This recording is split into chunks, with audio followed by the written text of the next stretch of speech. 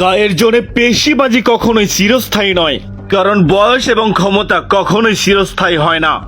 একটা সময় অন্যায় ও জুলুমের প্রতিফলন আপনার ঘাড়ি চেপে বসবে, হোক সেটা আজ অথবা কাল।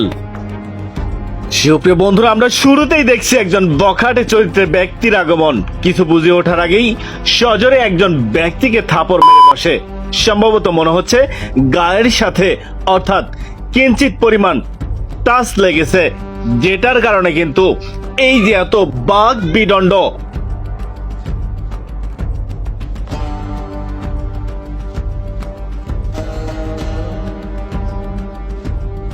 একটা পর্যায়ে সেলুন মালিক কাস্টমার সহ তাকে বোঝাতে গেলে আরেকজন নর সুন্দরের গায়ে হাত তোলে।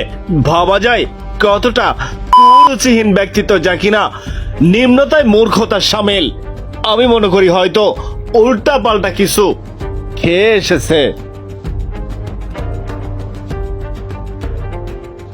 সুপ্রিয় বন্ধুরা, আমরা সবাই জেনে থাকি যে হেয়ার কাটিং করতে গেলে প্রথমেই আগে সিরিয়াল মেইনটেইন করতে হয়।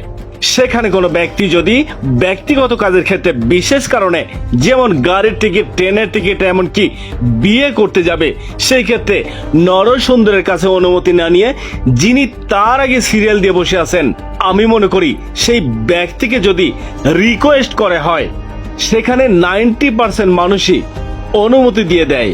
আর সেটাই হলো ফ্যামিলিগত শিক্ষা।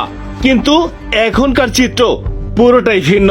ফুটেজে থাকা বখাটে ব্যক্তি উড়ে এসে জুড়ে বসেছে, আর যার কারণে পাইকারি রেটে কেলানি খেতে যাচ্ছে।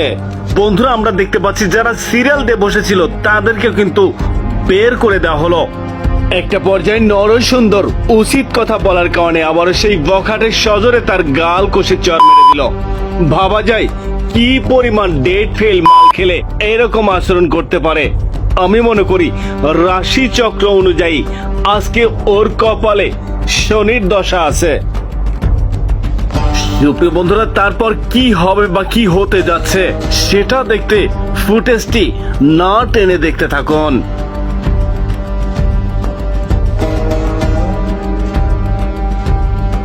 আবারও কিন্তু নিয়ন্ত্রণ হারিয়ে যাচ্ছে।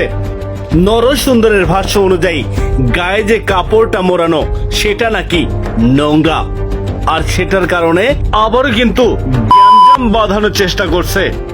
একটা পর্যায়ে এই কাপড়টা কিন্তু খুলে দেয় এবং অপর নরসুন্দর ব্যক্তি সেই বখাটে ব্যক্তিকে শান্ত করার চেষ্টা করেও কিন্তু ব্যর্থ। বন্ধুরা, হলুদ শার্ট পরিহিত ব্যক্তি তিনি কিন্তু এখান থেকে বের হয়ে যাচ্ছে, অর্থাৎ সে কাজ করবে না, কিন্তু দ্বিতীয় নরসুন্দর তাকে কিন্তু ফিরিয়ে আনার চেষ্টা করছে। একটা পর্যায়ে এখানে কিন্তু এই যে একটা গ্যাঞ্জাম বাঁধানোর চেষ্টা।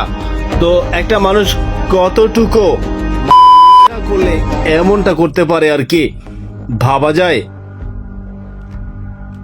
বন্ধুরা, অনেক সময় খেয়াল করবেন, আপনি যখন পাগলকে খেপাতে যাবেন তখন সেই পাগল নিয়ন্ত্রণ না থাকলে হাতের কাছে যা পাবে তা দিয়েই আঘাত করবে। আর অন্যদিকে এই বখাটে ব্যক্তি কোনো কারণ ছাড়াই এতটা মেন্টালিটি আচরণ করছে, তাতে বলা যায় তার শেষ চিকিৎসা ভ্যাকসিন। আর যেহেতু ভ্যাকসিনের কথা উঠে এসেছে, তাই নরসুন্দরের গায়ে প্রচন্ড শক্তি থাকার পরেও সাময়িক সময়ের জন্য নত স্বীকার করছে। তার কারণ তারা যদি অন্যায়ের প্রতিবাদ করতে যায় তাহলে এমনও হতে পারে তারা নিজেরাই ক্ষতিগ্রস্ত হবে। কারণ ওই যে বললাম, পাগলের সামনে যা পাবে তা দিয়েই আঘাত হানবে। মনে রাখবেন, সেলুনে যে বস্তু থাকে সেটা দিয়ে একটা মানুষকে পরপারে পাঠানো সম্ভব। যা হোক, সবরে যখন মেওয়া ফলে 10 মিলে যুক্তি বলে, শাটার নামিয়ে দেয়। এক পর্যায়ে সবাই মিলে কঠিন কেলানি দেয়। সুপ্রিয় বন্ধুরা, পরিশেষে সবার উদ্দেশ্যে একটা কথা বলতে চাই, যারা গায়ের জোরে গলা বাজিয়ে এমনকি নিরীহ ব্যক্তির উপর অন্যায় অবিচার করে, আমি তাদের উদ্দেশ্যে বলছি, দয়া করে যেখানে সেখানে ভাব নিতে যাবেন না। কারণ সব জায়গায় নেতাগিরি চলে না। স্থান কাল না জানলে পরিণতি এমনটাই হওয়া স্বাভাবিক। এবার ঠেলা সামলাও, ঈদ কেমনে কাটবে।